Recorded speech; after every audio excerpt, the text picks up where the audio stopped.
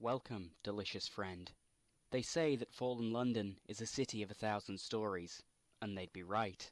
And I am here to share those stories with you. So sit back, pour yourself a glass of Broken Giant 1844, and enjoy.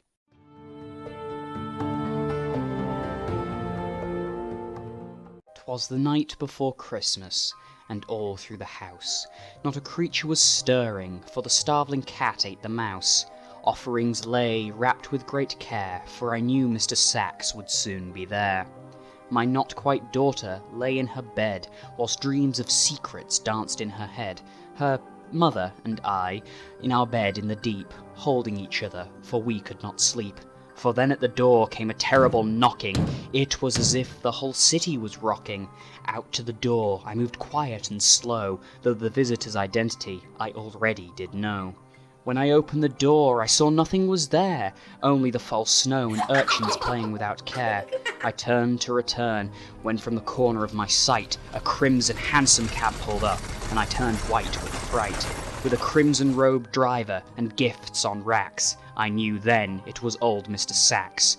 More rapid than the vake his urchins came, and with a shrill squeal he called out their names. Now Biter, now Boxer, Finger and Filcher, on, Taffer and Pilcher, to the houses, to the chimneys tall, collect the gifts and take away all. And through the lacquer the little creatures ran, and shimmied up drains the way only urchins can. But Mr. Sachs to my door he came, and when he arrived he hissed out my name. I nodded slowly, my blood turned to ice, even as he said our decorations were nice.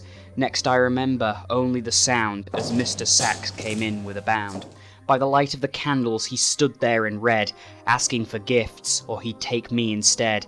I then said, "Mr. Sachs, take my gift," as I waited and prayed for his mood to shift. He crossed to the boxes that lay wrapped by the tree, fine wine, romantic stories, all chosen by me. A slight shrill noise and a tip of his head did finally relieve me of Christmas dread. The master was pleased, though he said not a word. As he picked up my gift, no sound could be heard.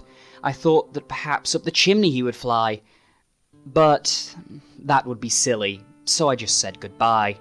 He sprang to his cab, his urchins in tow, and with a terrible crash down the street they did go.